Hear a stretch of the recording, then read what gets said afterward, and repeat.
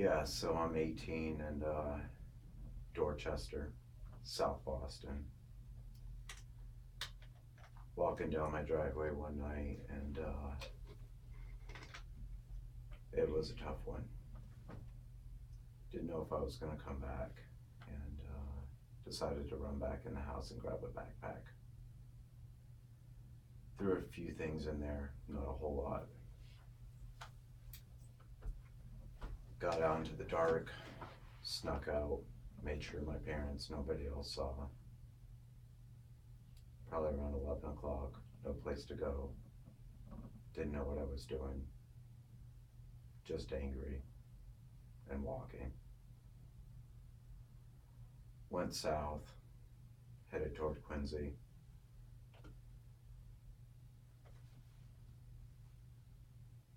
Decided to head to a T stop. By the time I got there, it was closed. Still didn't have a destination. Not a lot to do. Just knew I didn't want to go back where I was coming from. I was also scared to leave. Didn't know why.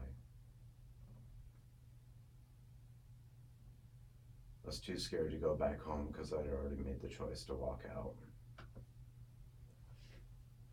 I knew people were waiting. Wasn't going to be at work the next day. A couple hours later, I woke up probably around 4 a.m. in a bush. And wandered toward the T stop. Waited for it to open. And had enough change to get to the airport. Rode the train in, wondering if the decision was right or wrong, or a whole lot of things going on. A lot of it was a blur, a lot of it was crystal clear, and I couldn't decide which one was which. Got to the airport. I knew at least it would be warm. Place to think. If nothing else, I could collect the cards, bring them back to the gate, get 25 cents a piece, occupy my time. Around 7:30, I decided to grab a payphone, call my uncle in Virginia. Didn't know exactly what I was going to say or ask, but he knew more than I did, because when I called and didn't really have a reason, he knew I was trying to get away. And the next thing he said was, "When can you be on a plane?" I told him I was at the airport, so anytime. And he bought a ticket, told me to go to the counter, pick it up, will call, whatever it was back then. And got my ticket, ended up at the right gate somehow. Been a long time since I'd been on a flight, but got on the plane, terrified, sat in my seat, convinced something really bad was about to happen. Wasn't sure if it was much worse than where I was coming from, what I was running away from. I knew I had to go, but I didn't know if it was the last thing I'd ever do or not. Got on the plane, the doors closed, push away from the gate, take off, terrible, stomach in knots. We get up, I don't know, whatever cruising altitude is, and I was in the back of the plane. Fear was gradually consuming me as I realized we were further away from Earth, farther to fall, in case we did. Started shaking, probably had been the whole time. But it ended up being to the degree that when the stewardesses came back with their cart, the shaking was uncontrollable. I couldn't order a drink. They asked what was wrong. Told them it was okay. One of them said it's clearly not okay. And then I told them to see if anything was going wrong, and if it ever did, to open up the door and throw me out, and everything would be fine after. They really began to wonder if I was okay. Looking back, it's kind of weird, interesting. Yeah. But that's where I was at, and it was real at that moment. To remove you from the plane and everything would be fine. That you were the problem. Yes. Anything, you know. But I was the problem in life. I was the problem for myself and everyone else around me. What did the stewardess say anything to you?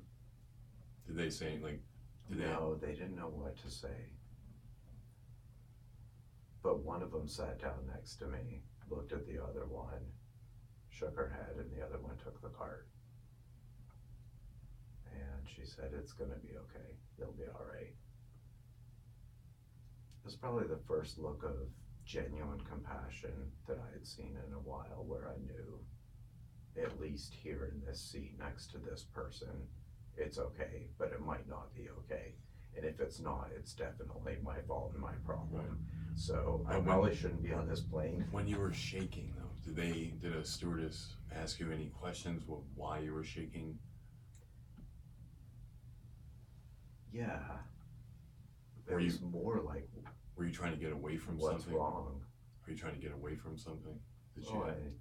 I mean, to use the parallel, which was very vivid then, was the biblical Jonah that was running away from whatever his mission was and ended up on a boat, and then the storms came. So I assumed my plane was my boat and the storms were gonna come and I needed to get thrown out. Except I wasn't in the sea, I was up in the air. All right, well, with this story that we just started with, you were shaking uncontrollably. You were scared. You were young. You were running. You were running from something. What were you running from?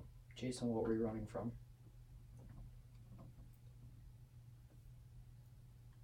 I had technically become an adult, but I was a child.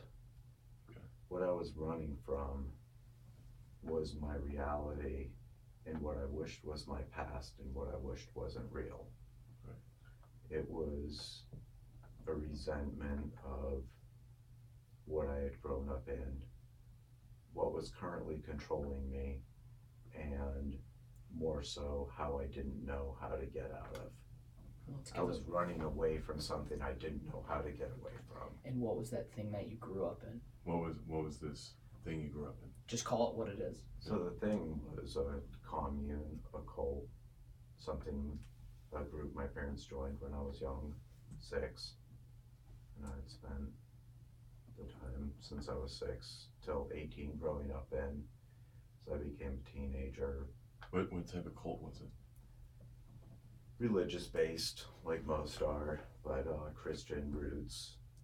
And it's a good Judeo-Christian mashup, right?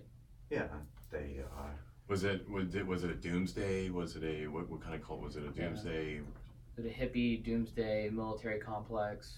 Yeah. I'd say a combination of hippie roots and a little bit doomsday, because anytime you disagree or dissent, yeah, it's wrong and all hell's gonna break loose on you specifically.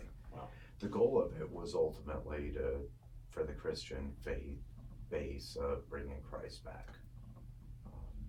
Except that their goal was to bring Christ back. yes. So you guys Except thought that we're was the in one. your hands. Yeah, You guys were the sole responsibility of bringing Christ back.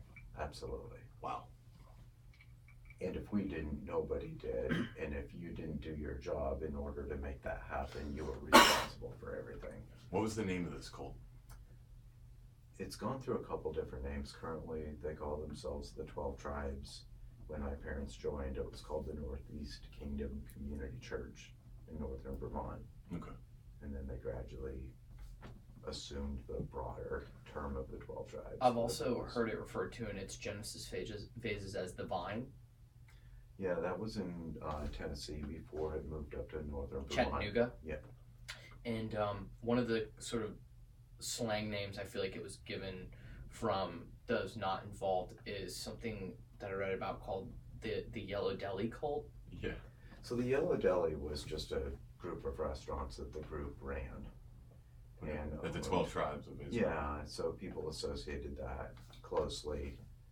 First of all in Tennessee, and then as it spread out in northern Vermont. So that was one of the money-making ventures of the group. The 12 tribes, yeah. Yes, but it was more a means of outreach and evangelism than it was money making. Interesting. Dual Yeah, purpose. So they used it as like a forward operating base to branch into Absolutely. new territories. Yeah. And they would use this deli. Can you tell us about this deli? I read something that it was sort of like, it was sometimes in college towns, kind of like had a stoner vibe to it.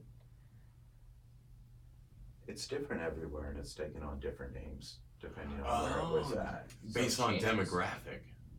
Yeah, so in Tennessee it was started as the Yellow Deli, and there was 7 of them in Chattanooga before they got essentially run out and ended up going up to northern Vermont.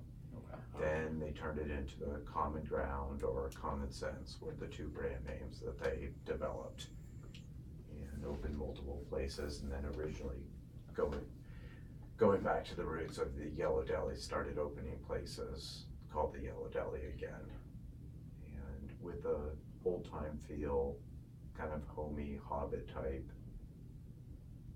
Huh. Um, That's Would interesting. they strike up conversations with people that came and ate there and kind of use that to is like you a said, recruiting technique. evangelism? Yeah. so everything was recruiting / evangelism. Any interaction? Every interaction, yeah. The interaction was dependent on the person doing it. Some people were more forward, some people were Right. genuine Got it. about what they were doing there. Some people didn't really know what they were doing in that.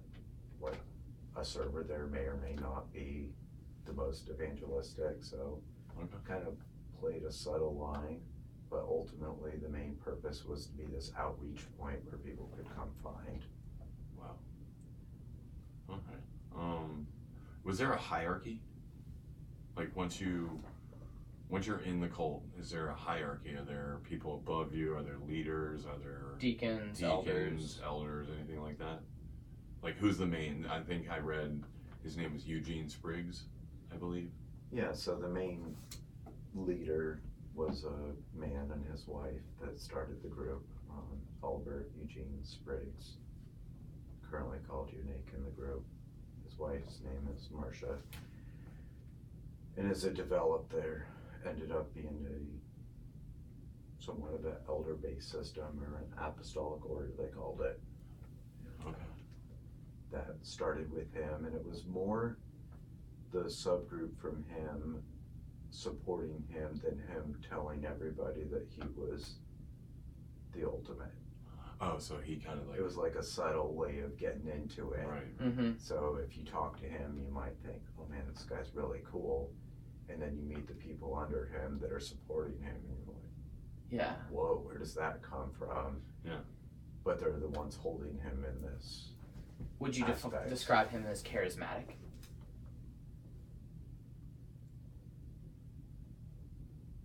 Yeah, charismatic and captivating. You've met him, right? Yeah, Multiple times. absolutely. I lived with him, grew up with him. Wow. Okay. The charismatic aspect is, it's kind of like that of a preacher that doesn't go away. You don't walk away from it. It's constantly there. And the influence is a 24/7, 365 influence. It captivates your life. It's your entirety. It's everyone around you's entirety.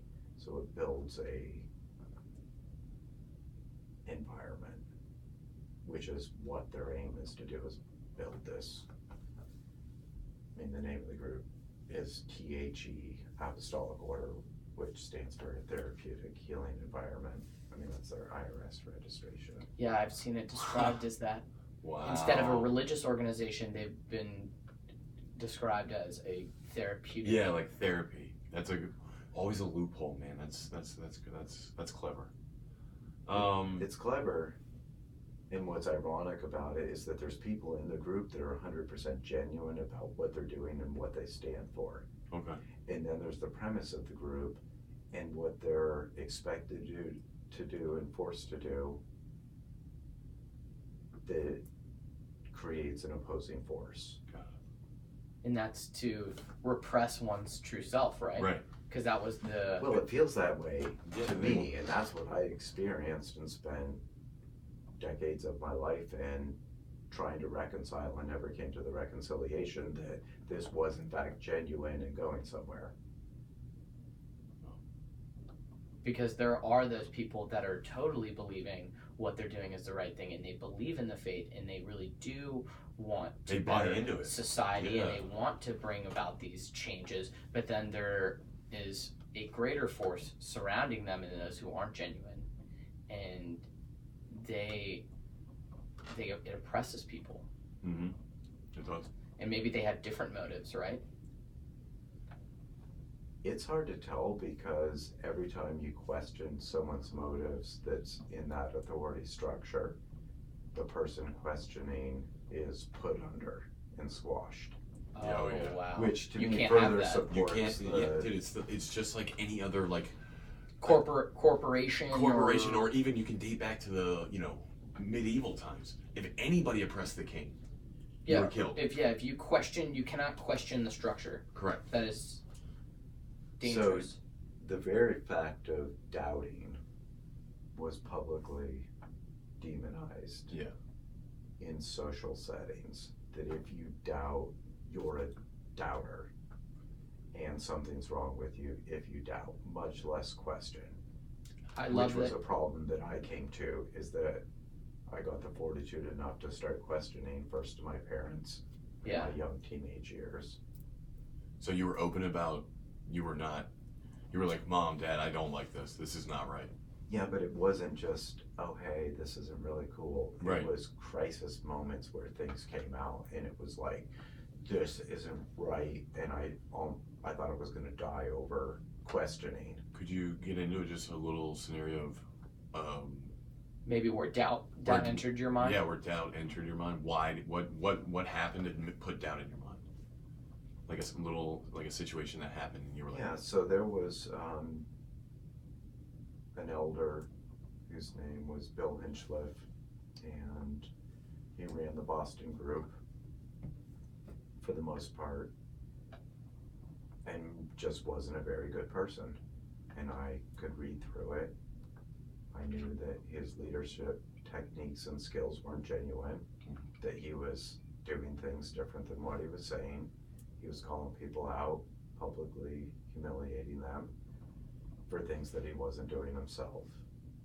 And it just didn't add up. And I went to my parents, to my mom specifically, because I felt a certain connection there that she would agree. I was like, hey, why are we supposed to listen to him and do what he says? Because Yeah. What makes him the authority? no, I knew that he was the authority. It was more what gives him credibility, even though he supposedly has it. Why should I give him credibility? I see through it. But there was no, I shouldn't be asking. Why would I give credibility? He has it because something else happened, ultimately because God put him there. And the same thing with the leader. Wow. So Divine right. when Yeah, God, just when there's so- divine right or God puts so somebody there, just- then you can't question. You're not Yeah, supposed to. can't And question if the you do, Pope. you're coming Nope. directly Can't against ever. God. No. Can't question that Can't shit. question I that. was put here. I was selected. For I am this here role. for a reason. Yeah. Don't worry He- about what I'm doing. Worry about what you're doing. Exactly. So you started doubting that credibility. Yeah, and it was more, it was on an individual basis, but then it started becoming on a whole basis. Like, what are we doing as a group? Like, you all sold your business, sold your house, your property, joined this thing. Why? Now I'm 15 years old and some guy over here is telling us what to do, making our lives miserable, doesn't have credibility, and whoever our leader is who's talking to God on a daily basis supports him. Where's this all going and how did we get here? Wow. At the age of 15, you started feeling like that. Well, it was really before that. Wow. At 10 was when I started having deep questions and having interactions with things that drew. Would you say you were the rule or the exception to the rule, having concerns that early? Probably the rule. Okay, so you believe that a lot of people, or like even the kids surrounding you, were thinking, "This doesn't add up. This isn't." Yeah, and what it What's ended wrong up at is that I had friends as I grew up with that didn't agree and left the group when they were 17 or 18 and started their lives where I didn't. Yeah. Because I bought in maybe a little bit deeper. I wanted what we were saying to be true. Oh, you wanted it. Just, yeah, I get But it. I also didn't have a context for it. Yeah. There was no development of my personality and my person and humanity. It was like, this is what because you're they raised tried to be. their whole purpose in that cult is to stifle your personality. You become like a robot. No, it's to form it. Okay, form your personality. Deform, yeah, you said. To form it. To form it. To Okay. form it into that, right. Okay, wow. To be in supportive of what the end goal is, which is essentially, you use the term robot, but yes. And the issue, not the issue, but big thing for me, like you said, with context is like you only have one source to cite from, and that's 12 tribes and the ideology and what you grew up in, and it's all you know. Yeah. There is no other. The only other that you know about is what's talked about in the 12 tribes and everything else in the world, which is evil and why everyone else is going to hell. Everything else, everyone's going to hell, but everyone right We'll here. use college for an example. Higher education is evil, it's wicked. If you don't have a ticket to hell before you start going to college, you'll get one after the first day. Wow. Wow. Really a system to keep you from Just- that education to really. You end up with judgmental They would go to patterns. They were going to serious lengths to, once you join that community, to never get out. Correct? Yes, Yeah. absolutely. All right. So they have an open door policy, quote But unquote. But the fear and the guilt that's associated with leaving keeps anybody from leaving. There are a few that don't really buy in as deep to start with, so walking out isn't the end of the world. Right. But the ones that do buy in, or some that have grown up there, and It's almost like they figured, they're like, oh my God, they figured us out, and they're leaving. We can't let that happen. Yeah, but they already knew that. Okay. They Okay. knew that they were going to want to leave, and so they had that figured out too. Okay. They have these mechanisms. So in they're Yeah. place. constantly Got talking it. They have- about, if you have doubt, there's something wrong with you. You're constantly conditioned to stay subjected to something that you disbelieve or goes against your own heart and conscience. Whoa. That's for me personally, and I believe it to be true for most people, unless you completely sell out to this ideal that goes against some fundamental human. I want to talk nature. about selling out and doubt. Really love that you brought up that term because I was going to talk about that anyways. You talked a little bit about your mom in a preliminary discussion that we had in her doubt. I did. From the time when I was younger and I started expressing things in the 10 to 15 age range, I could sense that she had a certain doubt that she carried with her. Mm-hmm. You could see it in her eyes. I could see it in Was her she eyes. scared? I knew it in situations where things would happen, someone would say something, and I could see her response to it. You could tell and I her knew reaction. that Yeah. her response was one of clamming up Mhm. and turning inward.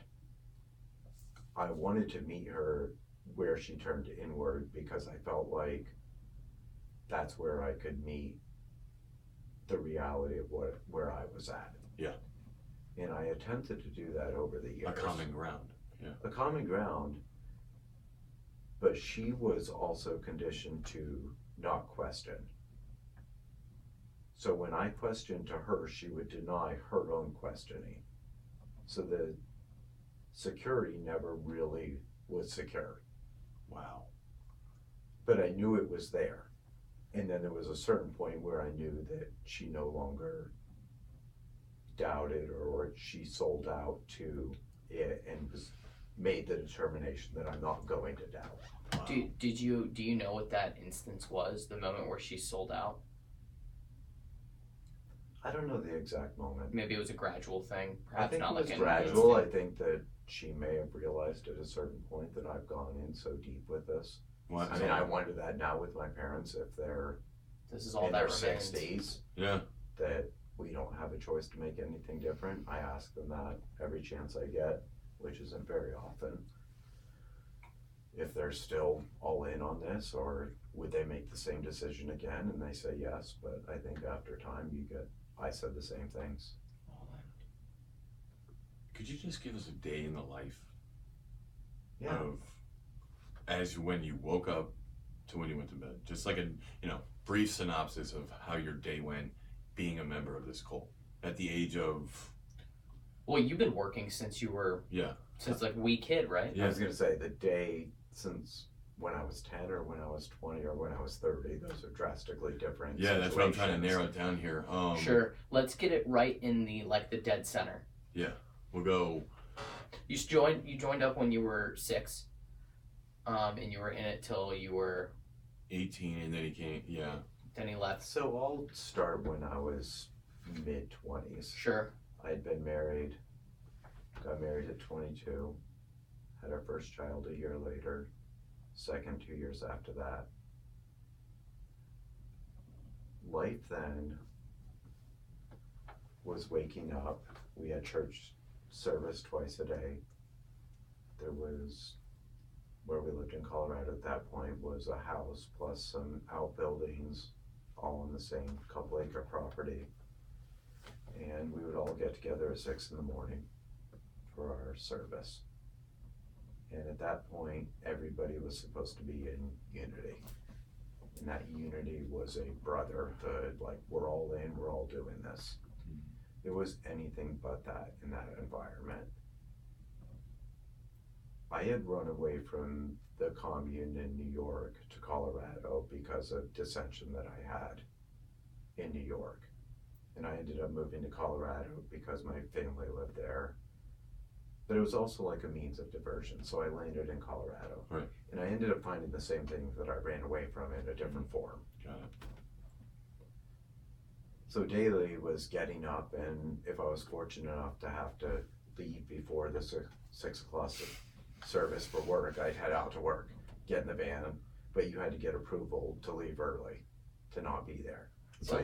To leave where? Is it a compound or is Was it a house? Well, there it was a little bit of a compound, but it was a house and a couple garages, but an open driveway, and it said "Welcome to the community." Are there Okay. other like neighbors nearby that are not part of the group? Yeah, we had neighbors. Okay, but cool. not really that I knew. Okay. Some Why places would you? we did. Yeah. Well, there we didn't have a lot of close neighbors. It was kind of a weird area in town. Mm-hmm. A little secluded. Other places we had close neighbors. Like and Boston, I knew right? neighbors. In Because you Boston. lived in the city. Yeah. Yeah. Okay.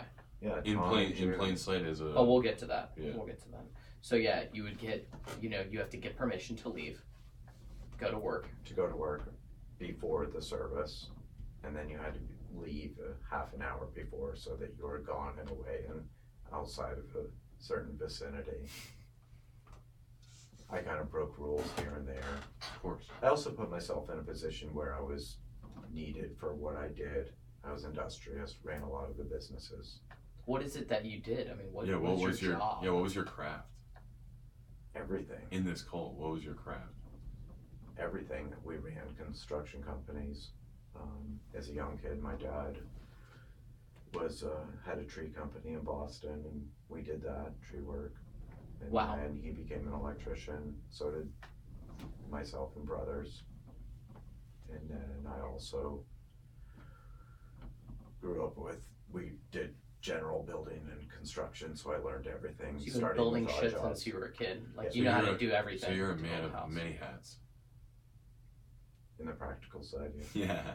Absolutely. Like carpentry, you know how to build stuff. You know how to lay wiring. You know how to build Jesus. houses. All of, Plumbing.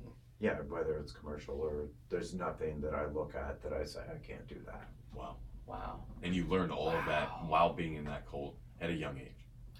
I learned some of the skills, but definitely the attitude was something I developed myself. Had a couple of mentors when I was working that said, you can do anything you want to, and I believed it. At that point, it was within the context of supporting us and building what we're doing in order to support the group. Mm-hmm. I would have chosen a completely different career path. It seems like this group was a little bit wealthy, no? I don't know. We never really had wealth that I knew of. It was all spent on expansion. But it's not personal wealth. You give up all Yeah. possessions when you enter, right? But that's what So what I nothing mean is belongs like to the group as a whole probably had a good amount of money, yeah. But it didn't. I mean, like you probably had to give it to the community. But you never When really. we joined in 1980 or 81, it was deep poverty in northern Vermont. Wow. Like, we ate the same thing every day, which was millet, basically bird food. And I got in trouble for stealing an orange once Whoa.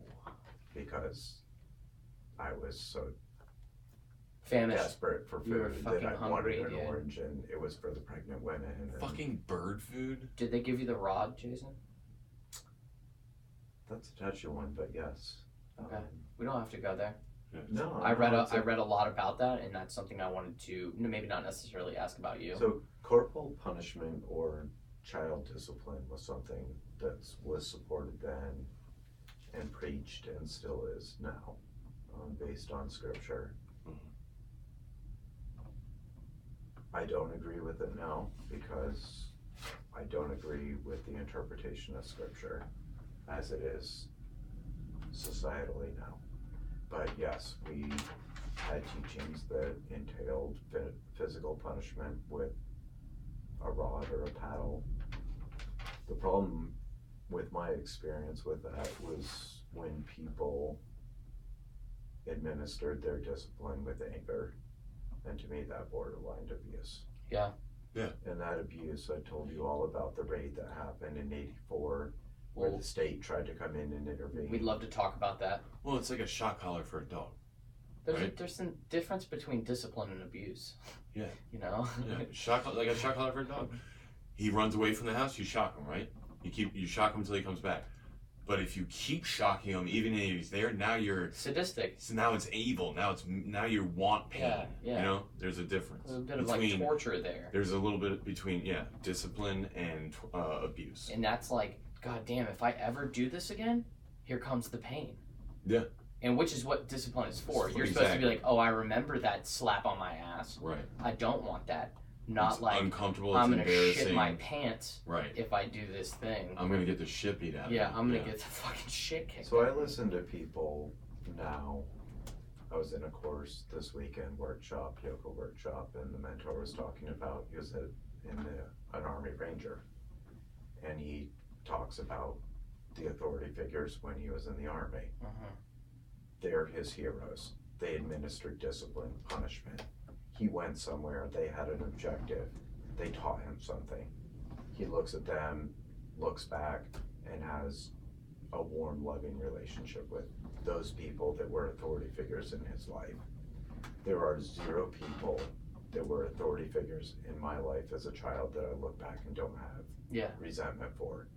I don't carry resentment because that's something that I don't agree with now, but there's nothing that I look back and say, that person was genuine and had love and care, even though they brought the rod or they brought discipline or enforced some rules with me. Wow. And that's Mostly because what happened was completely against my will, and for the most part, I believed against my parents' will, and they had no say in what was happening. they would just let, other people dish Yes. out that discipline. They had to. Discipline. Did your parents discipline you, or is it the elders? I think everyone, right? It was everybody's Everybody job. It's a did, community. but what my mom did, what my dad did, and what 25 to 100 other people did was completely different in a basis. Got it. Did you ever, since you had doubt, did you ever convince somebody to doubt with you? To be like, yo, this is not This isn't what it's supposed to be. This isn't. I had a lot of discussions with friends growing up about questions, but Right. most of those discussions were pretty private and weren't supposed to be happening. No, of course not. Did you ever get anybody to? Did you ever turn anyone? No, because I ended up on the other side of a lot of those discussions. Yeah. Because at the same time of doubting, I also towed the line. I wanted everything to be true. Oh, so okay. And I believed it. I had problems with situations, but I believed what we were doing. So when other people said this doesn't work for me, I would try to convince them of why and sell them the same thing that I was being sold, even though I didn't believe it. Dude, so many Like, if that subversive doesn't, elements, dude. if that's not messed up, I don't know what is. But And that's that, where we're gonna lead right now. and that connects to where I ultimately came to probably 15, 20 years later. And we're gonna get to that right now. You, I'm assuming we noticed that you tried to escape once. Did you ultimately escape this cult? Or are you still an active member in this cult? Did you escape this cult? By the time that I left it, it was less of an escape than I felt when I was 18. That was an God. escape. When I was 18, I took a walk and didn't know where I was going. And You didn't ended up plan on a coming plane. Back. I ended up going back a couple days later, a day later. That conditioning. Yes. Come back home. They welcome you with open arms. Oh yeah, probably. No. Oh, okay. No, I was in big trouble. Oh yeah, okay. You It was ever- some of both, though. It was this eclectic mix of like. I Love and remember loathing. pulling into the driveway. Like, I flew to Virginia it was Wednesday night when I took off. Thursday morning, I flew to Virginia. I spent the day with my uncle, and then Thursday night, he wanted me to call my parents and let them know I was okay. I didn't want to do that because I knew that if I called them, I would end up caving and going back. Absolutely I didn't have triggered. enough internal fortitude to go, no, this is my decision now, and that's what I want to do. I did call. I did go back. They drove all night long, picked me up, drove me home. We pulled in the driveway in Boston at about 5:30 Friday afternoon. In the middle of our most important, Friday night was our like big gathering of the week where all the different houses in the area would all gather in one place. And everybody just kind of stared at me like, oh. Some people were like, oh, he's kind of a hero. And then some people were like, I can't believe you would sell out and do that to us. And then some people were just like, fuck you. Attitude. But I knew that I was going to have to go face all of it. And ultimately, if I humbled myself and apologized, and I would be okay and let back in. I didn't know it with that confidence then. At that point, I was desperate. I was like, oh no, I made a mistake. I gotta do this. Completely ingratiated yourself. Yes. Like, take me back, please. I'm so sorry. I made a mistake. It'll never happen again. Yeah. Yeah. In a like legit way. Like Yeah, you meant it. A lot You of meant it. self-torment. You yeah. meant But it. You all were of fucking these scared. decisions have to do with going to hell or not. Oh yeah.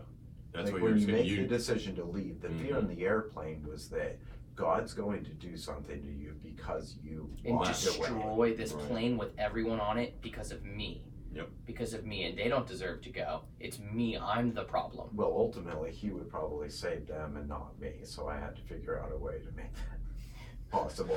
But going back was more of a, oh, I shouldn't have done that. I'm That sorry. was really wrong. Yeah. And nobody really knew what to say. Like, there was only like 1 out of 100 people that said anything. Oh. Like, people just stared. And I walked through and ended up. Because now they doubt you. yelled They're at gonna me. doubt you forever. No, they needed me. because I was an influence. An influence. So you were 17, 18. Were you an elder at that point? No, I wasn't an elder, but I was a leader in the young people. They looked up to you. Yes. You had power. Influence, Okay, yeah. which equals power. Sure. Yeah. Okay.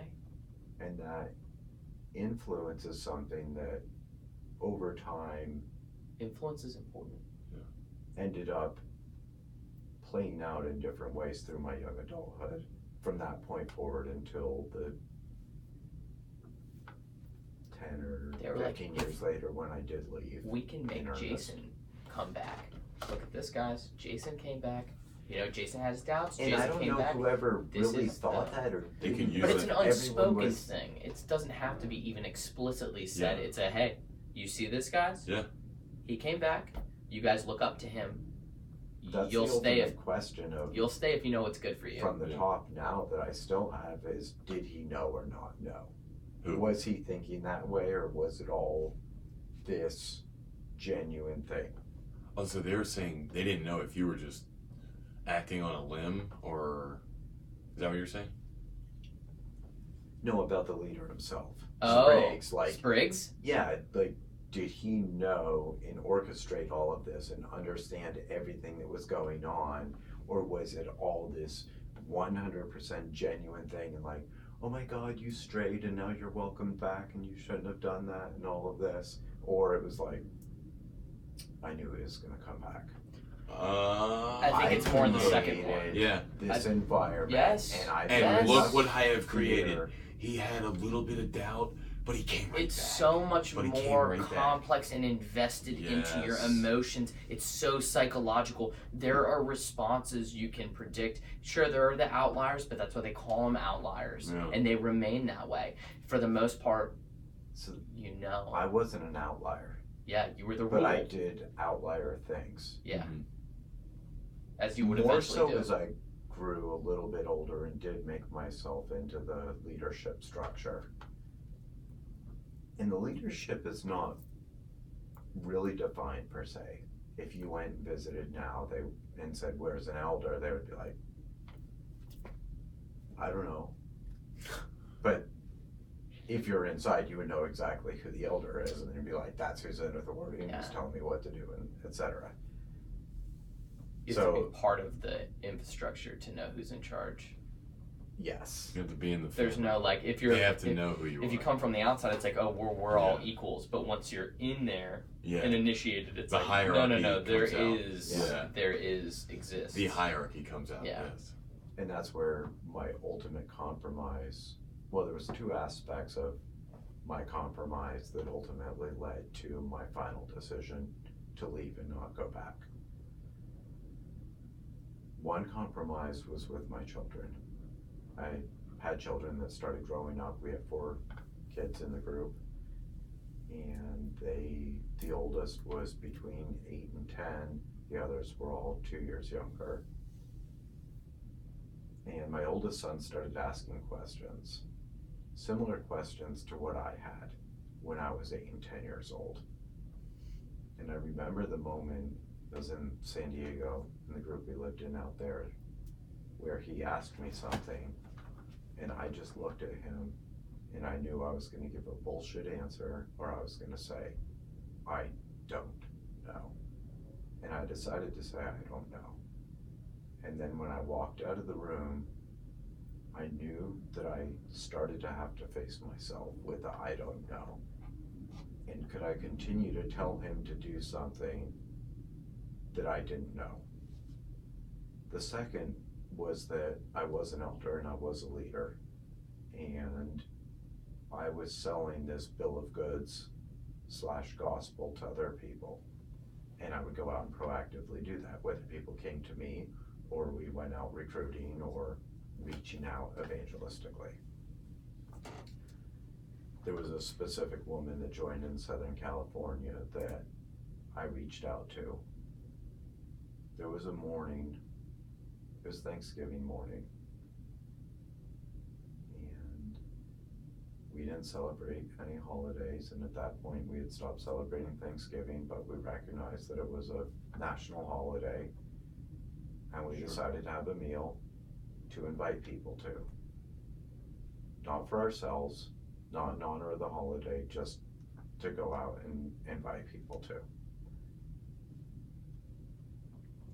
I went out to the pier in Oceanside, California with a friend of mine, and we met a girl that was sitting on the pier that looked somewhere between attempting suicide or having already committed suicide. I didn't know which one. I didn't know if the body was alive when I met her. I didn't meet her, I walked by. Walked out to the end and I came back. And I sat down next to her. And I told her there was a place she could come home to. And in that moment, what I was extending was my genuineness. Not recruiting. It was genuineness. It was genuine. What I brought her home to was compromise. She ended up staying, she ended up joining the group, and 6 months later, I was completely ashamed of what she was subjected to, and I couldn't look her in the eyes anymore. Because you felt like you should have left her on that bench or on that pier. No, I wished that I actually had something to give her that was real. Yeah.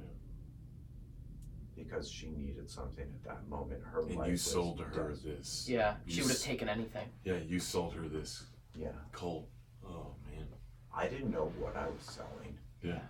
I was in something. ultimately- when you're steeped in but ultimately you URT, did. You sold it. You don't know what And it- water is. Yeah. And When it you gave become- her, yeah, so you don't know the difference between poison and water, because if the poison keeps you alive a little bit longer, you like, that's some water. Yeah. Yep. That's some Might water. as well be water. No, it's not. I just Yeah. poisoned the well. I ended up leaving Southern California at that point and going back to Missouri where my family was, or You're- part of my family. You guys moved around a lot. Yes. You moved around a lot. So moving was for two reasons that I primarily saw, or three. One was for work-based. We had a national company and we would start businesses or expand our business in areas around the country. Number two, you would start communities either where you wanted to go to establish a place or start a place after you worked there and wanted to stay. Number three was you would move disgruntled people as a means of diversion. So I have a problem here, I don't like this, what are we gonna do? And they're like, well, why don't you move over here and go do this? And someone was asking about you coming here. Is that what happened to you? They saw you as disgruntled? Yeah, They fucking I shuffled called your it- ass around. I called out stuff all over the place. And Yeah. ultimately I ended up in Germany at one point for a year and a half. You low key became like a virus. But they didn't But do I was away also with it. necessary because I had influence over Yeah, no, people. that's what I'm saying. He You was you were like a important. necessary virus. Well, not even a necessary like it's like he was a troublemaker, but he had power. It's like you with your charismatic personality, right? Like people know that you have this big personality, right? And with it Yeah. comes these consequences. It's sort of like these negative aspects, but with it also all these positive aspects. So you have to keep this figurehead around. They're integral to what you're doing. Yeah. There's a determining point with each person like that of their worth versus their liability. And your worth always outweighed your liability. Maybe by a little bit. Oh man, that's Because close. I was like, I was always riding the wheel of the bus. Now I like to call it. It's like, Riding the wheel. yeah, you're like strapped to the outside of the wheel and like Yeah. you feel like you just got squashed and all hell broke loose and things are horrible, and that next thing you know you're like, oh, it's looking up, like everything's good and yeah, we're gonna do this and it's cool, and the next thing you know you're like over the top, and then all of a sudden like someone starts questioning you, and then oh shit, here it comes, boom, oh fuck, the pavement again, and then clonk clonk clonk, and you spend your third there. And then after a while, you start recognizing that you've been in this cycle before. Like, I'm another hamster in a cult. Oh. kids. And I fought that for years. And I'm just going to say it just like it is because it's that raw. And that's what I had from the time that I was 15 until 33, 34 when I left and didn't go back.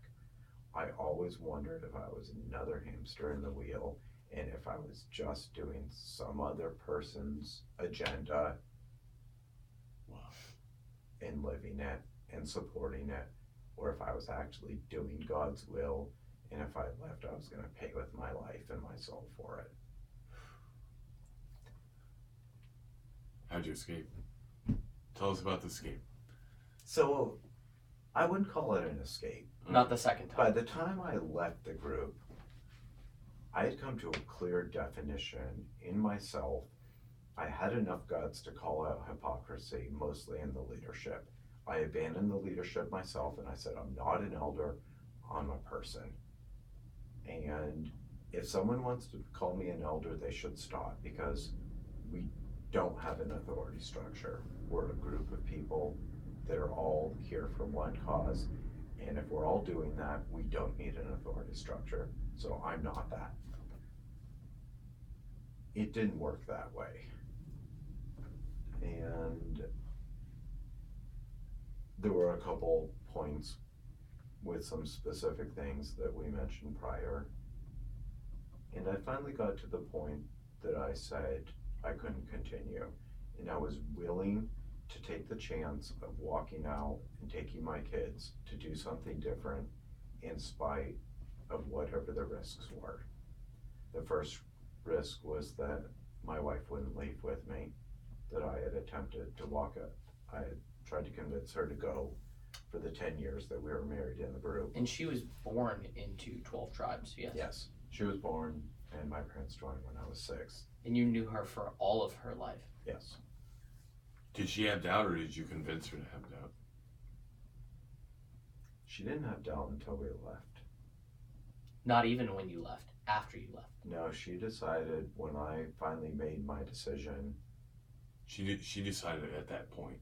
Yes. I told her that I was leaving, taking the kids with or without her, and it was her choice, and she had 48 hours to let me know. And she decided to go. The doubt came after. My doubt continued after that moment for a long period of time. Hers started and ended very quickly after we physically left. It was a few months of where she asked for some time to visit her family before we left, because once you go, you're pretty much exiled, blacklisted. I said yes, we did that. Everyone tried to convince her to stay, demonized me, and then ultimately one day we kind of got the boot. Because I was there still going to the group meetings, but I was excommunicated, still existing there. She was there, so I was cut off, I was blacklisted. Only certain people would talk to me or were allowed to, but I would still stand up and call out hypocrisy. Holy shit. Jeez. What was your wife's name? Abby. Abby. Yeah. You guys must have been absolutely, through all this, escaping and these impossible odds, defying all the odds. Your guys' relationship must have been strong as a rock, right? No, it wasn't. It was the opposite. Oh, wow. We held on to each other for dear life, but our relationship was shaky as anything. That played itself out after we Left. And started our life. Chapter 2. Yeah, I told someone the other day it was like 6 kids walking out of a cult, but 2 were responsible for the other 4. Holy shit, dude. So That's so true. we So learn fucking true. life by living life. Yeah. And there's no other way to do it. No matter what you have, where you go, you have to learn by experience. We push against that. We want everyone to be perfect. We want ideals. You want from the everybody time to of know what you're to childhood. do. You want everybody to know what to do. Yeah. We What do were I the- do? Yeah. You were the epitome of the opposite. So when we walked out, nothing that we had learned previously or any of our previous experiences were relative to what we were doing currently. So you guys almost drifted. Huh? We had never gone to public school, knew what public school was. We had 4 kids. They were 4, 6, 8, and 10. Started homeschooling them. Didn't have much of an education ourselves, or the little bit that we had was very religiously oriented. I started making a living, which was what I wanted to do and have the opportunity to provide for my family. And we sent the kids to public school. Walked in the first day that we signed them up. Had no idea what the school system was, anything about life. Holy That's shit. gotta be First day so of school. overwhelming. Dude, that's That was on a Scary. Thursday and Friday. And then Monday morning, we sat at our house and the kids were getting ready to go to school. It was 3 of them, all in elementary school at that point. The youngest wasn't in. The bus came. We asked the kids if they wanted to ride the first day, and they said, no, we'll take the bus.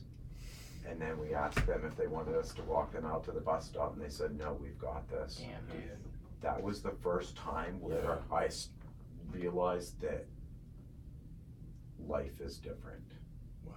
That was the moment, huh? That was one of the moments. There was This is the many first day? moments. So you're talking about their first day? Their first day of school. It's like Yeah. they were already ready to conform to something other than the And group. what they like, were. Yes. they were more. Exactly. They more- embraced it 100%. They're like, let's hit the wholeheartedly. ground running. They're like, let's do- no, let's get you this going, dude. like, I didn't like that shit in the back. And then the anyways. family dynamics were that I spent 6 months to a year wondering if I had done the right thing, like still quivering. You still had this internal Yeah. conflict. Your kids are fear. already making friends at school and shit, and you're like You're still in a really- short time after existential that, crisis. my wife called me at work one day and said, I want to go to college. And I was like, What? cool, go. Yeah, can And she said, what do I do? Because she knew nothing other than what came from me. I had to inspire or instigate everything. So she was severely uneducated at this time.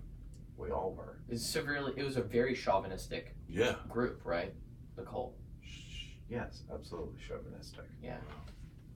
So I said, completely supportive of the decision and intensely insecure of the position that I was in. I said, there's one up the street, why don't you go find out? She said, can you go with me? I said, no. I said no because I didn't know anything about it. I couldn't lead her to someplace I'd never been. Well, she walked up to college, walked in the door, said it to the lady at the front desk, I want to go to college. And she was like, admissions is that way. She walked down the hall, went to admissions and said, I want to go to college. I'm like, okay, sure. Asked her for a diploma. She said, what's that? They said, what you get when you graduate high school? And she was like, I didn't go to high school. Hmm. And they said, well, you'll need a GED. She said, what's that? And then they all looked at each other and they said, we'll help you get one.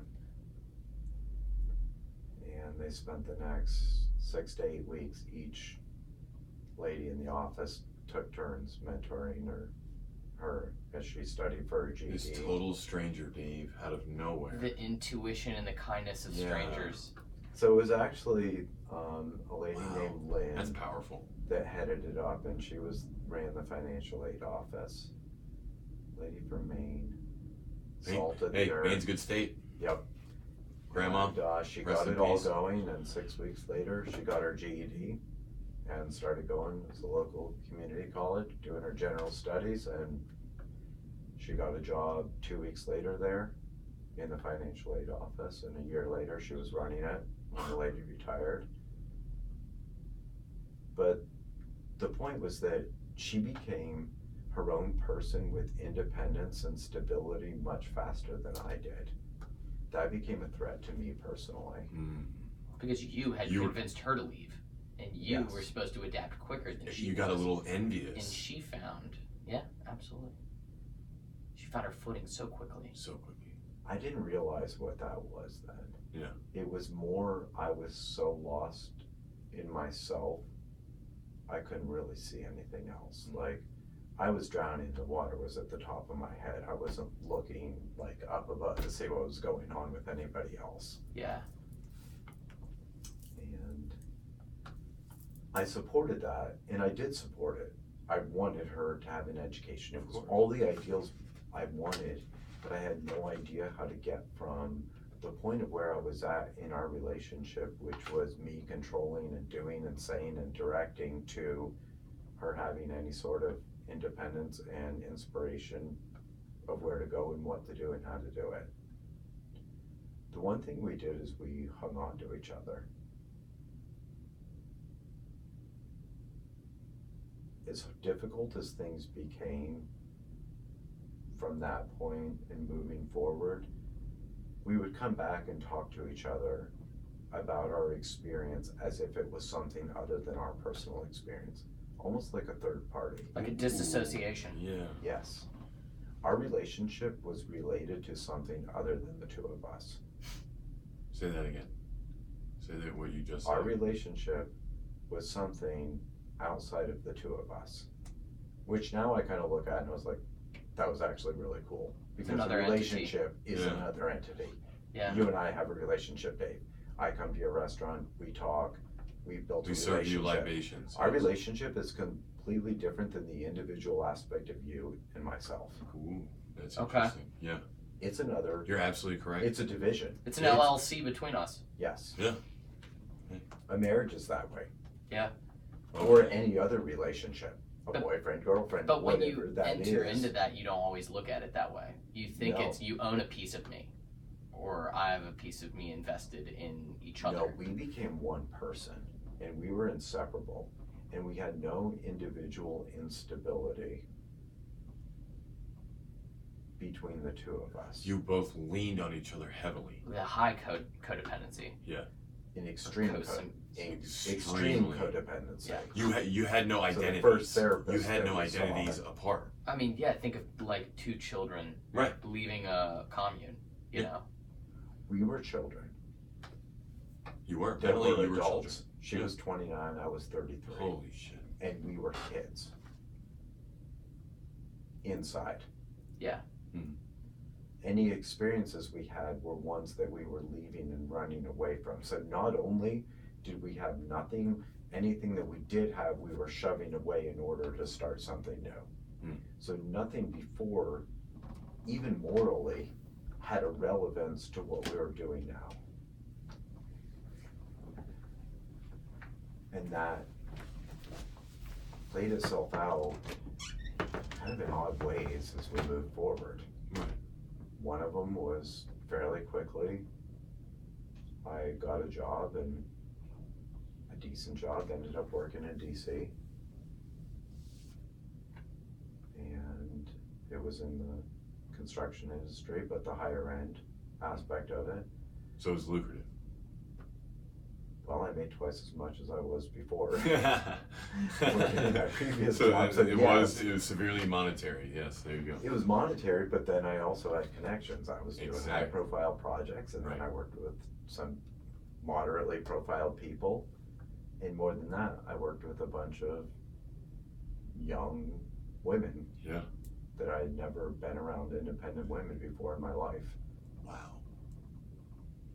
That was a whole new, just dating in general, or, you know, trying to speak to women in general, or vice versa, is hard. Just in general, dating is hard.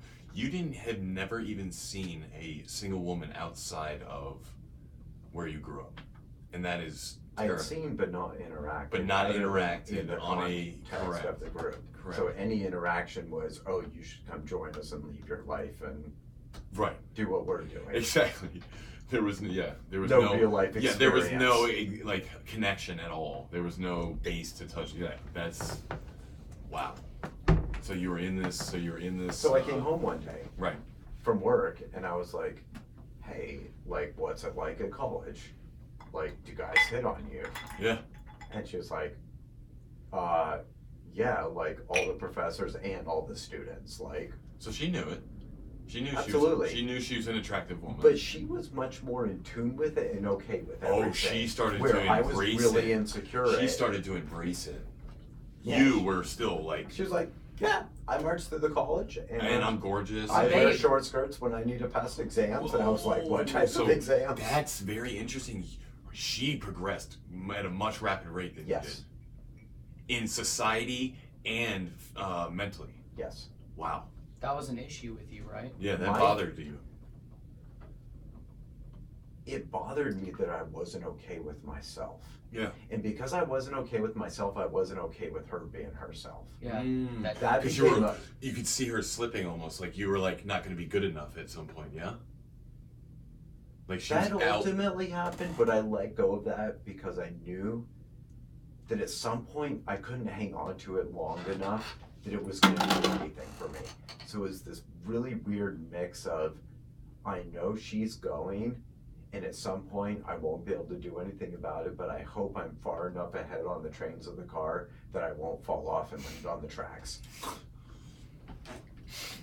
It's like Jason Bourne or whoever on the top of the car is like trying to crawl So up you're to sitting. the So you're engine. sitting. You're meeting these people in DC, right? And you had never seen a woman or interacted with a woman on an emotional level outside of the cult. No, I hadn't. So tell us about So the that. first one was I ended up going to an awards dinner in DC for our company and a bunch of companies. And at that point, well, in the group we didn't have jewelry or wedding rings. And when we left the group we didn't have them for a period of time. So I'm going to work every day. Is it because of like pagan? They viewed it as like a paganism type Yeah, of thing. waste of money. Idolatry and okay. Combination of the two. Go on. I ended up, some girl came down and sat next to me in the theater where we were and was like, hey, you want to go grab a drink? And I was like, God sure. damn. So we walked down the street on U Street Jason and get a little sit swag down. now all of a sudden. Slippy. plopped down. And at some point during the conversation, I told her I was married, and she got up and cussed me out and all that. Fuck is wrong with you? Yeah, but you had never had an interaction. Yeah. That You was didn't know- my first interaction. You I was didn't know like, if it was right or wrong. and I just sat there and laughed, and everybody at the tables around was staring at me, and they were like, "Good luck, dude, man. Like, you're probably better off without that." And I was just like, "Hey," but at the same time, I was collapsing inside. Yeah. I was like, I finally got a little attention and recognition. The recognition and the attention that I got from my wife didn't mean a whole lot at that point. Mm. Because I felt like it was irrelevant because she was part of where I came from. Which Therefore, was a it's separate irrelevant. Almost when I left my life, It was taken for I granted. was leaving her because of our relationship came from the group and was in it, and almost an arranged marriage. Wow. We started discussions after that point, and we talked about things, and we're like, our curiosity, our background, we're very open with each other. We decided ultimately to have an open relationship. We talked about swinging, and we thought it was a bunch of 50, 60-year-olds from wherever and druggies, and we're like, oh, that's probably not what we want, so we decided an open relationship was the way to go. We knew nothing about it. And we said that this is physical only. We'll always stay in touch with each other, no matter what we do. So you guys developed rules right from the get. We need to have some boundaries. A little bit of rules, but we had no idea what we were doing and getting into. It was like a small business starting with something. They had no And you idea. were getting into something. We were looking to explore. No, I was. She wasn't. Oh, really? She was okay with me exploring. Because she was exploring life on the ground level of her personality, and I was exploring sexuality and everything else because I had no idea who I was and no basis of my being. no context. You only dated one woman or was married to one woman. It had nothing. It had very little to do with the relationship Yeah. with my wife. It had Yeah, more to I do know. with my relationship with myself that I had no relationship with myself. Yeah. So how can? Yeah, I I know was what you're nobody. saying. Yeah. It's pounded into you that you are nobody from the time that you're born until whenever you see the light or don't. Yeah. You are nothing. You are nobody. Yeah. I deal with it to this day. My workshop today, the loving kindness aspect and that you deserve happiness makes me quake and shudder because I feel like I deserve everything horrible and awful. Because But I walked through that with that disposition through all of this. I ended up meeting somebody that during the open relationship time, ended up meeting somebody at the beginning of it in a work project, and we hit it off at our first meeting, and then we didn't see each other after. But we talked on the phone a lot, emailed a lot, texted a lot.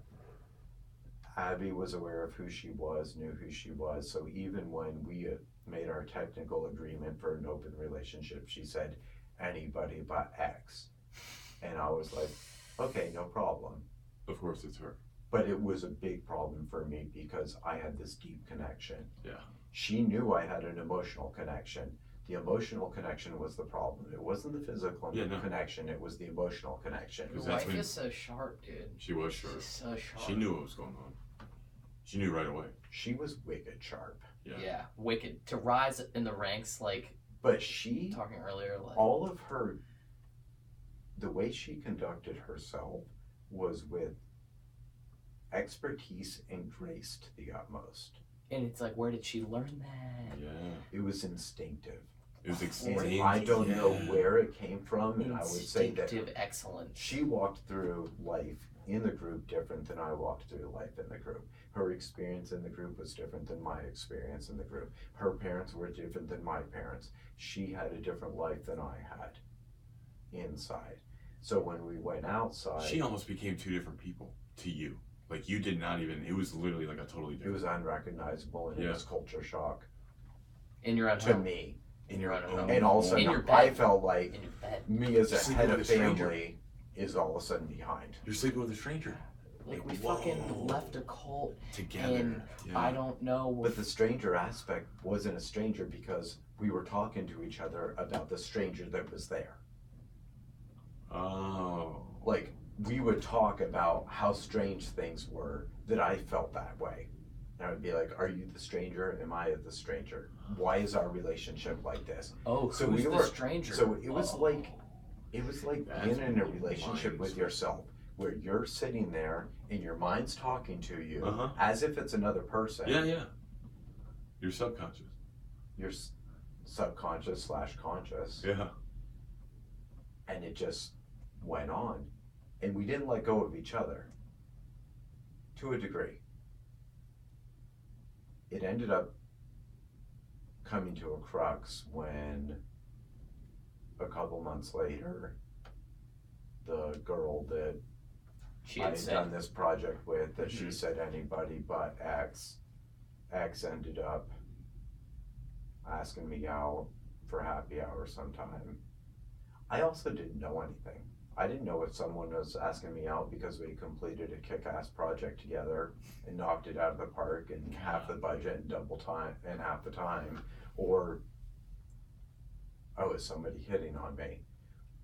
And I told Abby, my wife, that I wouldn't see her, but I felt like at some point I owed something to this person. Yeah. Some closure. But really what Right. I owed was Some to closure. myself, that I didn't know anything about myself. not even I closure. They had desperately to wanted to experiment and experience life. Yeah. Yeah. It was You wanted to learn. deep, Yeah. deep, like feeling that You wanted needed to learn do that. these Like, feelings and why you were having. Yes. these That's a deep drive. But I Yeah. also didn't want to walk away from my family and my relationship with my wife in Right. order to experience those, so we tried to do it together. That was the difficult part. There's people that have open relationships that are very successful at it.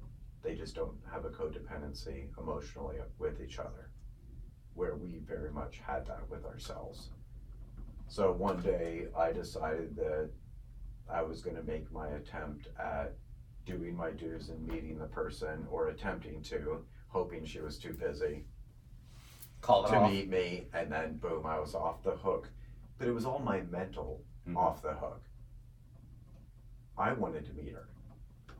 And so I texted and I was like, hey, I'm coming home from work. I'm going to stop and watch a game in Arlington. I don't know if you're available. You're probably not. Well, she was. Yeah, of course. So She was dying. She was like, yeah. then I let's do do the gentleman's thing, and I was said, hey, parking's going to be a bitch. Do you want me to pick you up, or you want to meet me there? And she said, oh, yeah, pick me up would be it. great. Of course, come on. We're locked in. And Let's then go. it was when I pulled up in front of her apartment, and she came floating down her apartment steps, that I looked up, and I realized that I had gotten in way too deep. Deeper than what I was ready for, deeper than what I knew, and deeper than I could deal with. What about your wife? Was it something deeper that she? I didn't know or care at that point. I was going in, and I was gonna pick up the pieces later, because I had to do this. Wow. For yourself. I didn't know what that was. Yeah. But I took the next step. Later. And she got in the car, and we drove down, went to the first place. It was packed, so we went to a corner bar. Ended up getting kicked out of there. Ask for forgiveness, not permission. And then we were on Arlington Boulevard, making out, doing all kinds of stuff half the night that I had never done ever with anybody besides my wife. Mm. And I dropped her off around 4 o'clock at her place, drove home. She texted me 20 minutes later, and she's like, screw my roommates, come back over and spend the night. She knew that I had been married, but not that I was currently married and going home. Yeah. I went home to my wife, walked in. Abby turned the lights on at 5 o'clock in the morning and said, how was Robin? Mm. Sharp lady. Mm. And This I is months later. This is months after she said to anyone Yes. but so and so. I sat down and I told her everything. Mm. And she said, I don't care about what you did. Yeah. It's how you felt. She knew that you were feeling for her. Yes. Yeah. And she knew that all along. That ended up being a progression forward. That was a kind of a step where we ended up separating a little bit more. We decided to continue, but with more of a don't ask, don't tell aspect of our relationship. Changed the dynamic. Yeah, The got a little dynamics more, changed. got a little more raw. And it Yeah. changed in a way that you can't come back from that. We did, but in a different way. Yeah. Yeah. I mean, that's even still, that explains it all. To come back from that in a different way is, Yeah, so we, the math changes. it continued. She ended up ending our relationship. Robin. Abby did. No, Abby. A week later, Mm-hmm. she asked me if she knew that I was married. I was like, well, she knew that I was, but not that I am. But I went to meet her a week later to basically sit down and tell her. I chickened. Didn't tell her. Mm-hmm. So Abby told her. And she just gave her a text and said, FYI, I'm Jason's wife. We're currently together, woman to woman. I thought you might want to know. Okay. Epitome of class and grace. Yeah. Oh yeah. I was furious. Oh yeah. Fucking furious.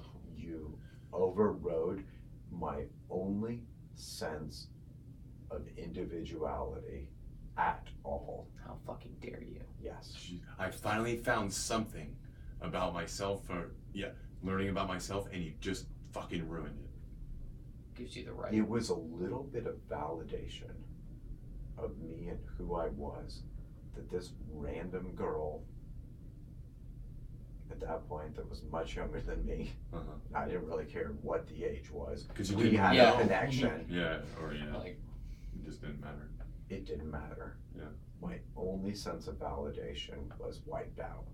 And that became a deep chasm for quite a while, for years. Wow. Wow. That was like a meteor 2 striking your years world. after that, Okay, yeah, go ahead. a lot of developments, things that happened. I had changed jobs. We had both started businesses on the side. She was still going to school. I was working a lot. We were just basically trying to climb the ladder. It's life. Yeah. Yep. I met somebody that I kind of sort of saw a few times. I didn't really know what she was doing. I was traveling a lot for work. Next job I got required traveling. I was gone 6-7 days a week. And one day I was home and I was just starting to think about things and reflect a little bit. And I was like, where have we gotten in the past 3 years? Like, what are we doing? And, What are we holding on to? What is this? yeah, it was like more, Like what's going on? Like Yeah. what are we? What are we doing? Yeah. There's no term for this. And Like she had a problem with her email and asked me to fix it. I was like, what's the password to your computer? What's your password to your email? Got in, started setting stuff up. Next thing I know, boom, Yeah. I find an email. And then I find out that she's in a major relationship with somebody. And she's not in a major relationship with a nobody.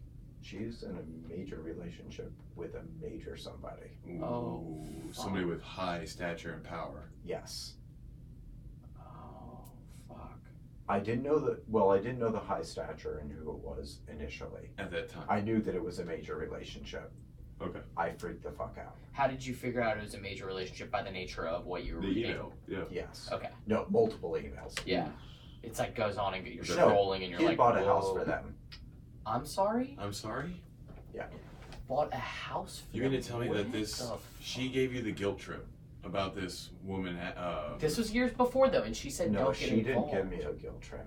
Okay. She said that we made rules and I didn't play by them. Which you Okay. didn't. I didn't. And you, in what No, happened, she- But am I never- not mistaken? She just broke the rule? they'd already been broken.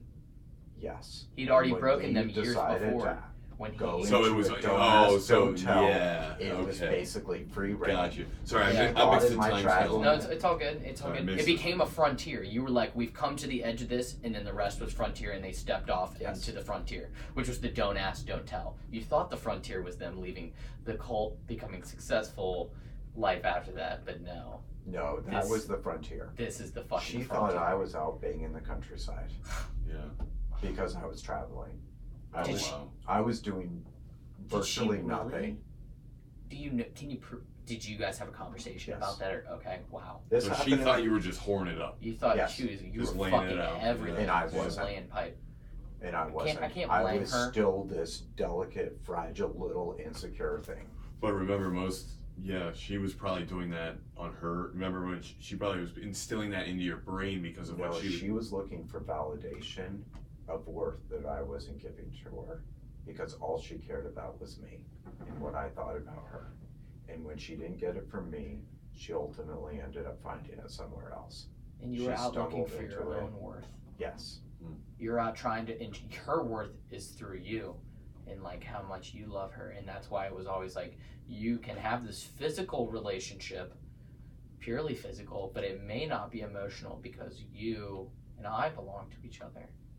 And so that contract, Anything in our relationship that was detrimental was all me. And That's a I say big thing to that say. That's a pretty bold. unequivocally Hold on, that's a pretty bold and statement. sober. Okay. Yes. She made the best of everything and handled every aspect of what I presented with class and grace. Wow. All she wanted was my love and attention. That's it. She would stand by me, do anything, be anywhere for anything whatsoever, anytime. And it was freaking hot and beautiful on top of it. So I find this email, train of emails.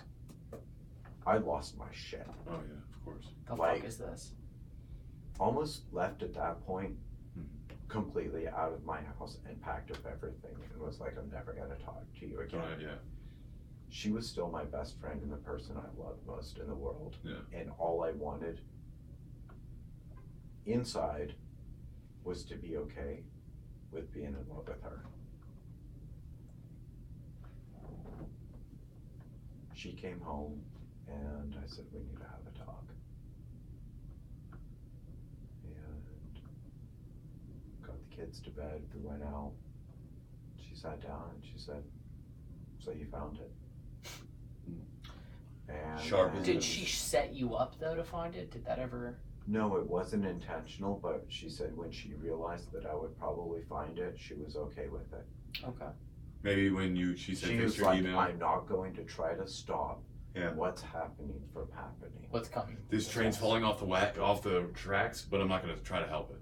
No, she hoped that it would restabilize. And this would be the moment that things would get set. So she said, so you found it.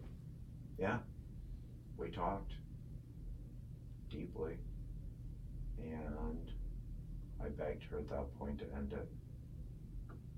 And that all I wanted was to be with her. You want That I did want her to be my wife, but that I didn't know a lot about myself. And I wasn't willing to make a whole lot of commitments other than to be open and honest with her about everything. She said she would end it and would be completely transparent. The relationship had to stay inconspicuous because of the nature of who it was with. How did she meet this person? It was online, but the person was married. Uh-huh. 2 high-profile people. And the agreement was essentially that if either one of the rocky relationships on either side ended, the other one would leave, and they were ready to start their lives together. Got it. Wow. Very tacit understanding with very high stakes. So much on the line. Yeah. It didn't matter. I'll just leave my Yeah, family. but you even leave this your person, I've talked to this guy Oh, a number of times. is he okay now? A little disconcerted. The story plays on about this a little bit. The next weekend, this is 3.5 years after we left the commune that this happens.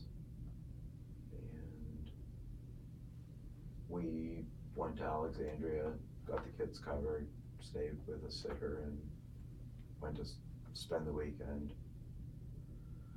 Got a hotel for a couple of nights, and that's when we went and bought our wedding rings for the first time in our life. Even that was extremely difficult, walking into a jewelry store, having been married for 12 years, Yeah. going, how do you buy wedding rings? Nothing about it. That's hilarious. But we did it. And trip ended up getting cut short because my oldest son split his head open. We ended up Saturday night in the ER all night and waiting for a plastic surgeon to come and put them back together. It was her younger brother that was watching the kids. He'd come into town and volunteered to watch them. Keep tabs on the younger brother. Yeah. That one. And we went on at that point very open with each other. We didn't decide to end our open relationship. We just decided that it wasn't a don't ask, don't tell. Yeah. Stipulations were different. So you opened it up and then brought it back in. We brought it back into the we're together and Yeah. we're experimenting in this, whatever this frontier is, we're now together again. Right. Oh, you guys reunited out there. Mm. Absolutely. Yeah, Mm. that's and awesome. And we stayed that way from that point forward. That's awesome. And by reuniting together out there in this unexplored territory, which is being in an open relationship, being honest about it, what did that mean for you guys to bring it back together again?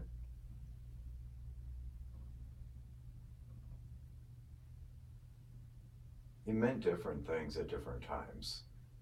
She was becoming a stable individual with self-worth, and I wasn't.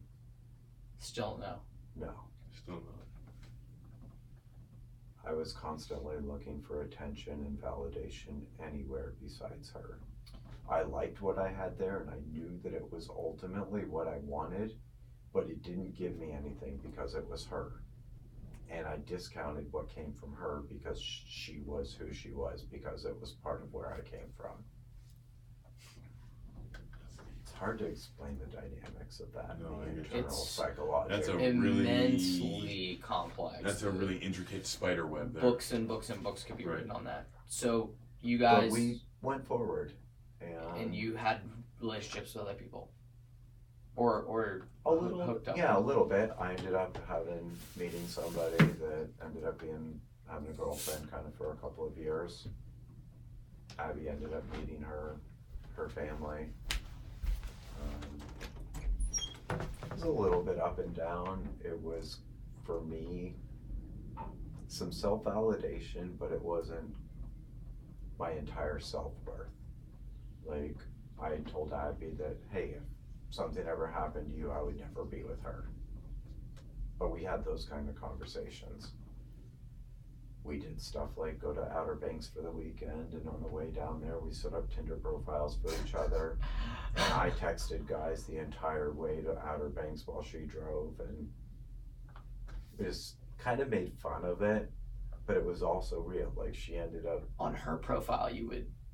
yeah, or Text we would guys. sit in bed at night and do switch phones and like text each other's What? partners and laugh about it. But then we would meet the people. Skidgy. Sit your ass back down. He said that they reached a point where they're just driving. You tell him. No, we would make each other's Tinder profiles. Well, the first came up when we were going to Outer Banks together for the weekend. Just the two of us, and the kids watched. And I made a Tinder profile for her, and then I ended up texting guys all the way down to Outer Banks while she drove. And then she ended up, and then she Are you did the fucking same kidding? thing for me. Wow, you probably got way more action. You probably got way She was probably pulling all sorts because of honeys, women know how to. bro. They Like, do, yeah, But exactly. she her ended up swag was meeting on the point. guy that I messaged for 6 hours and telling him, I'm sorry, that was my husband texting you the It's an entire awkward time. conversation to say the least. Yeah, that's a good awkward conversation to start. I've been on quite a few Tinder dates and I never had that one thrown at me. But That's like, there was a night around this time, actually, with that guy, and we Alright. decided. okay. Sorry. Go ahead. No, we decided to. We were like, how are we gonna do this? Like, we're kind of sort of enjoying this, but also it's a pain in the butt when you're at home and your partner goes out for the night and you're sitting home alone twiddling your thumbs. So one night we decided to both go on dates the same night. We left the house, told the kids we were leaving. Oh, you went on separate dates. Mom and Dad Yes. are leaving. Bye, guys. See you Yep. later. Don't make a mess. And Pizza money's on the counter. she went to see her guy, I went to see my girlfriend, and spent We'll a call him couple of Hugo. hours, We'll 5 call him hours, Hugo. and then we met back up together around 11:30 in Ashburn at Bar Louie and had a couple drinks together. You and your wife. Yep, then we went home, fucked each other all night, and had the time of our life That was my next question. after we had both gone out. And already. Yeah. Yep. Wow. And, Already nutted. But the problem was that, like, the great part was that there was balance. Nobody was at home wondering. Yes, I was. Yeah. I was with my girlfriend in DC, and she was with some other guy, and I was like, I hope everything's going to be okay. But that's like kind of what living life on the edge is like. Wow. That's really like No, it's fucked up. that dynamic is very interesting. That's very interesting. Keep in mind, for anyone listening, like, that's not me. Yeah. Like, it was something I needed to do at that point. I felt like I needed to do at that point.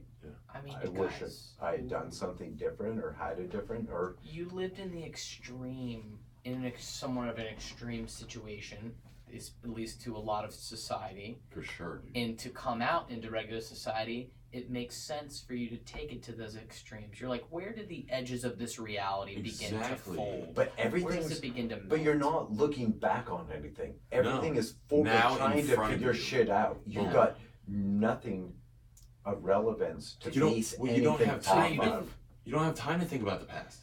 No, You have- everything's there's so, right there in there's front so of you. many new stimuluses No, you everywhere. left the past. Like, Yeah, You it's gone. fled the Yeah. past. You don't have You that. ran past. away from Right. it. it's a Yeah. black and white book. You're living in color now. You're like, Can I ask you what happened to your wife?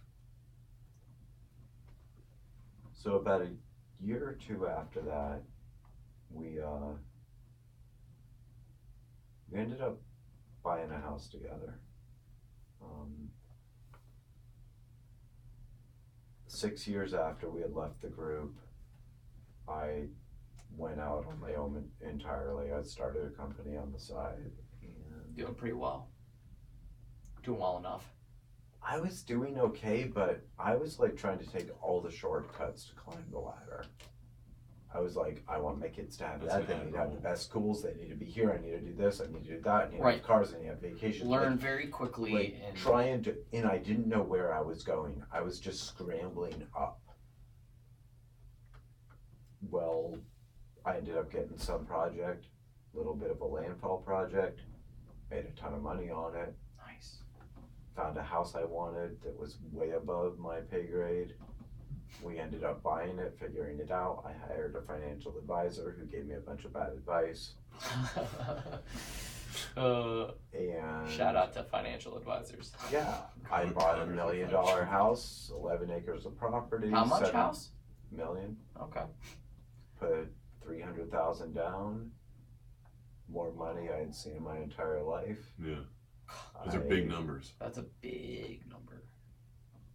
Yeah, 11 acres backed up to the country, in-ground pool, massive hot tub. You had how much money when you guys left the cult? We didn't go over this, but I know it's a little bit of like 100,000 in debt. when you can. You were negative 100,000, and you just put down $300,000. 6 years later. 6 years later of your own money. You slept in a bakery with rats when you left. Yeah. The group. Now you just bought a house worth $1 million in 6 years. We're just showing. Yeah. Just wanted to Just wanted I to- don't even know what that is myself now. See, I just want to show you, just throw that out there just for talking everybody. binary, but binary Yeah. still adds up to something. You went from 100. But that was like our family. Like it was like, okay, boom, it's our place. This might be a little bit of a reach, but we'll be okay. Things might get bumpy for a little One bit. thing at a time. One step at a Well, time. we got there. Yeah. We're like, okay, even if we don't have furniture or anything else, we got our place and like we could live here. I wanted land. I liked the ideal. We're outside Leesburg and Beacon Hill. We're like in the richest neighborhood in the country. Like, Beacon Hill. You have a house in Beacon Hill? well, I did. Wait. So Skidgy's upset. And then Intermission for Skidgy. we're starting to do You all don't know kinds of Beacon Hill. things. I You- bought my I'll show you first it. nice car.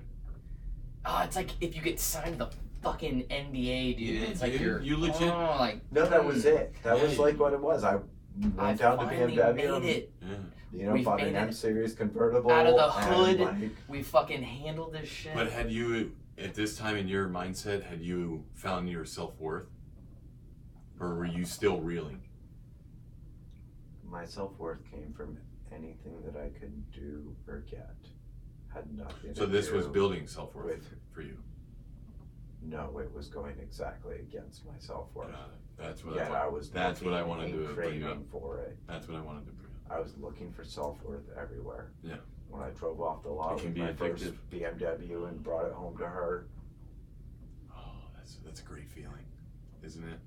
But No, Is it though? No, That's what I'm looking saying. Back, But we Like- see it, people see it as such a great, fulfilling, The self-worth. successful, This will define me. materialistic. This will open If everybody up. sees this, they're gonna know I'm such a great, like, I have a powerful. fucking house in Beacon Hill. I have Yeah. a Mercedes Benz. But it wasn't about that for you.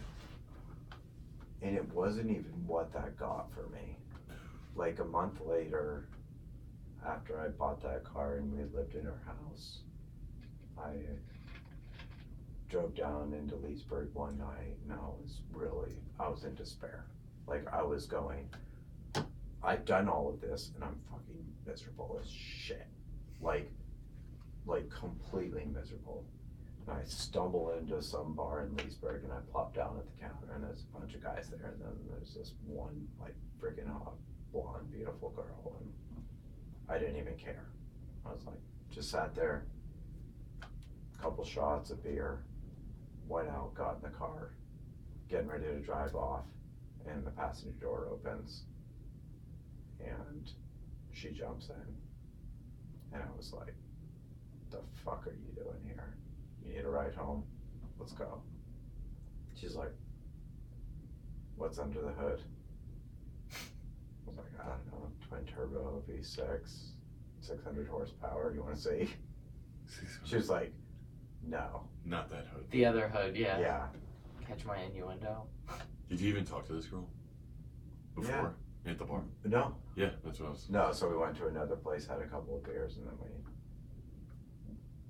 fucked all night, various places. Fornicated. Yeah. Went home, got nothing from it. Other than a little bit of like, oh, she's probably 21. It's a bit of a madness there. Yeah, that was a little It's a bit of like a loss. It was of an reality. epiphany. Yeah. Total epiphany of just It's like you're lost in the world and you just get this opportunity and you're like, yeah, fuck all it. the things that you think are supposed to be part of life, I wasn't enjoying. Yeah. Like, I was doing it, and I was like, It experiences, wasn't. but there was nothing. I don't even fulfilling know if I would. whatsoever. You weren't getting- I you weren't would getting like any that affirmation situation from though. It's so reckless and like just. I don't know It's if I. reckless, but you don't know when it's an exploration in a frontier that you're completely unaware of. There's no experience, there's no vantage point, there's nobody telling you anything, much less anybody you would listen to. Wow. Like, my parents didn't tell me about that shit. Yeah, no, far from it, dude. And nobody at that point, like, I was like solo writer. So you guys. So you get back to the house. Yeah. And Abby was like, how was your night? I was like, I don't know. So we all jumped in the car, fucked her all night. And it was kind of, and she's like, did you like it? And I was like, no, I didn't. Yeah, I despised really it. didn't. And so I'm sitting there with a person I love to death, telling them about the person that I had sex with all night, saying it was miserable, that I didn't know how to connect in that moment. Like, there was, so we decided around that time that our open relationship was kind of not really working out. Yeah. So we did some research. Guess what we came up with? Swinging. Yeah. Lifestyle. Yeah. We realized that it wasn't a bunch of fat druggies from out in Boondogville. Yeah. We realized that, Really attractive people. yeah, Well. like, we ended up at all the top lifestyle I mean, I'm just being in real. It's like- DC and with people worldwide. When cocaine doesn't work for you, try some heroin. Yeah. Straight into the main This was vein, you were like, literally just like, we just Kind put of. out this fire. the like underworld of Gotham City opened Yeah. up for you guys, and you're welcome into this gilded doorways and shit. You're like, oh damn, this is And you actually just see all pretty these nice. Like, shiny walls. No, and we beautiful weren't. everybody's people. So we beautiful. never did this this. Westworld. And Like, you're walking in, this lady's like this, blows you a kiss. She's super you're hot. like, this is super sexy. We're in Virginia right now. Like, this Yeah. isn't even LA. No, we didn't do that. It was all of that. But we didn't look at it and say this was awesome and this is super sexy and all that stuff happened. Yeah. We met a few people in a couple of places. One couple in particular that we kind of connected with and had a good time with. Like, they were good people and there was like a mutual connection all around. Nothing was serious and neither one of them was like looking for something else, and it was just really chill. Other than that, it was pretty much a train wreck. Like, there was always, so, There's always something. no, when you're with a girl, it's like you and her, and all you have to decide between is yourselves. Yeah. If you add another person, then it's like, What the hell are you gonna do? yeah, you added two people, and it's like, who's okay with what, where? I got you. And then there was only Who's one comfortable with what? couple Who that wants to do everything what? was okay where. Like, Right. we ended up in one situation where we met a couple and had dinner, and we're like, oh, okay. And it was more like I thought she was kind of hot, and then we ended up getting a hotel room, and all of a sudden Abby texted me and she's like, peace out. Like, Oh. and we had an agreement that there was no one taken for a team. Like, if one wasn't in, we were Both all out. out. Yeah, And I was like- we're wingmen. I was like, God damn it, like, I wanted here, this. yeah. I wanted And this match. jumped up and we both bolted. That's great. She seems like an awesome woman. But No, she was. Like, no, I know. and so about, I mean, it's all, like, we dove into that scene and we were just like, we're gonna go experiment and try this out and see if it works. And we're all in all together. Like, this is us. We're doing it together, and we did. Like, there was no, we met couples where there was like, one of them was, weirdness you there. could tell that they weren't together, and we're like, fuck you guys, like, Yeah. you better go get your shit straightened out. Yeah. So we knew all of that going in, so it was like the first time where we had a little bit of swag. Yeah. But it was mostly between us. We didn't have it like with other people. We just had it between. You're like, Two of we've us. been here before. We know what we're doing. No, Yeah. we just knew that we were okay with each other. I mean, you guys had been through arguably more than any other couple that you ever dealt with. Like, you guys Probably are combined. operators in a sense. Yeah. I know that you didn't feel like you valued yourself and all that stuff like that, but the things that you've been through and then to come together for that sort of thing might make you feel like fucking Rain Man. Well, we You're about also to got- Rain Man your way through the single We also got swinger to a little scene, even point though of you're like, new to it. we don't really care now. Yeah, you don't We're fucking okay care. with everything. We've done this and we've Nothing made it so doesn't far, so matter. we're going to be okay. Yeah. And that's kind of how we This stepped is forward. nothing. But this was like a really short period of time. The swinging? Yeah. Okay. Yeah. And we didn't do a whole lot physically. We went to a lot of parties, we met a lot of people, and we did very little bit physically. Like, we went to one party, a New Year's Eve party that was an entire hotel, Before. 1,500 couples, Whoa. 3 ballrooms, 7 open bars. That's 3,000 people. Yeah. Where was this? Was in DC? More or less. Okay.